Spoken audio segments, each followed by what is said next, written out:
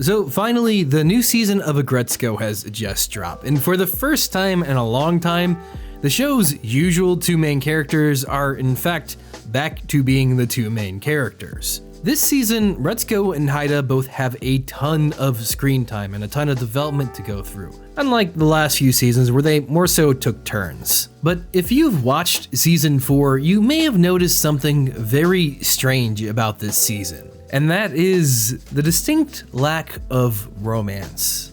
Each season usually brings along a new romantic partner to either Retsuko or to Haida, but the selling point of this season is supposedly, why not finally just have Retsuko and Haida pursue each other? And instead of it being a romantic finale, it's an absolute shit show in the best of ways. So let's talk about why Haida and Retsuko should never date. I always have to give credit to Sanrio on how they handle talking about these kind of adult topics. There is this great quote that Fineko says early on in the season that's something like, "You're really just going to let 5 years of unrequited love go to waste?" Which in all other contexts seems like a huge red flag, doesn't it? The show initially paints the two characters as having strong feelings for each other, and seems like they are destined to end up in a happy, loving relationship. But luckily, the show is not so naive and takes a less romantic approach when it comes to talking about relationships, and slowly begins to highlight why, frankly, Haida is not ready for a real relationship, especially with Retsuko, who over the past 3 seasons has really matured as an individual. And this is coming from a certified Haida sympathizer. I really rooted for him. But the unfortunate truth is that this season highlighted why Haida can't be with Retsuko. The first major problem is lack of communication.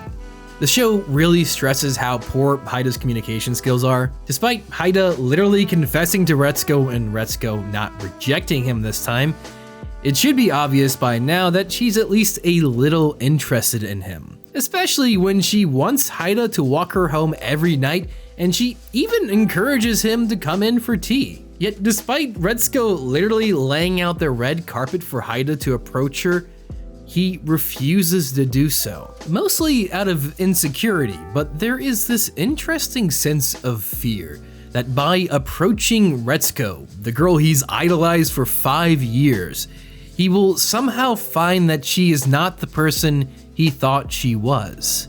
And I do get this idea if this were from the perspective of someone who hasn't spent personal time with her. But Haida's spent an insane amount of time with Retsuko. He's seen her at her worst, and even more importantly, she's seen him at his worst and is still leaving the gates open for him.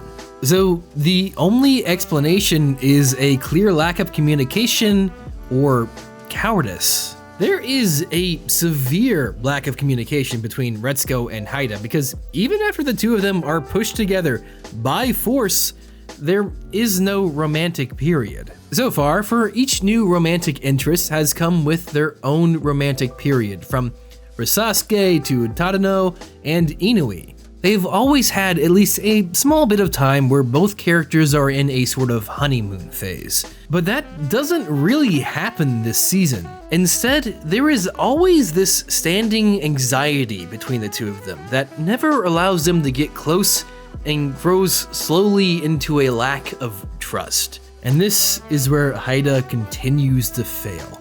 After a small encouragement from Retsuko, Haida gets laser focused on improving work and finds himself climbing the ladder with their new and improved boss. There, Haida begins to overwork himself and ignore Retsuko, despite the only reason he began working hard was to impress Retsuko. Obviously, in the show's usual fashion, there's more than meets the eye here, and Haida begins doing some shady work to help boost their numbers. And at one point, the boss even threats Retsuko's job if Haida refuses to work with him. So instead of trusting Retsuko and confiding in her and telling her everything, he cuts himself off further from her. And what's worse is that he begins self-projecting and suspecting her of cheating on him with Tadano. It's kind of pathetic, and it's even contrasted with Retsuko, who comes to him and basically gives him this perfect chance to come clean and tell her everything. And instead, he doesn't. Now, at the time, it may seem like Haida doesn't have a choice in this scene, but Haida always had a choice. And by choosing to continue to lie to Retsuko, forge numbers from the accounting department, and basically go down with the ship instead of leaving early, even when he changes his heart at the very last minute, it doesn't magically fix everything. He still ends up heavily damaging his relationship with Retsuko and his relationship with the company. He ends up having to leave the company, and Retsuko and him end up returning to merely friends, which is frankly where they belong. The unfortunate truth of the matter is that their relationship was never going to work out. I think originally Season 1 Retsuko and Haida could have been a thing. Not a good thing. It would have turned out a lot like her relationship with her Sasuke, where she never took the time to get to know him, and Haida would have never made the proper steps to get any closer to her. And the relationship would have failed. But while Retsuko has seen significant growth over the past 3 seasons, Haida hasn't. Not for lack of trying, but the truth of the matter is that his chance to grow was obviously with Inui, but he never took a chance with her. Instead, once again getting obsessed with Retsuko and killing that relationship before it ever had a chance to flourish and maybe help him mature. I mean, that was the major complaint that Inui had with Haida. She was willing to take it slow with him and help him mature, but unfortunately, Haida refused to budge and continued to pursue his unrequited love with Retsuko. I know I keep saying this, but God, Sanrio is so good at this. The show does such a fantastic job of exploring traditional ideals like star-crossed lovers, and then really deconstructing the more toxic tropes associated with those kinds of relationships. Someone who has worshipped and pursued the same girl for 5 years after being rejected multiple times probably won't ever have a successful relationship with that girl, falling hopelessly head over heels for a generic pretty boy while never taking the time to know who he really is, and breaking off the relationship the second the honeymoon period is over isn't healthy.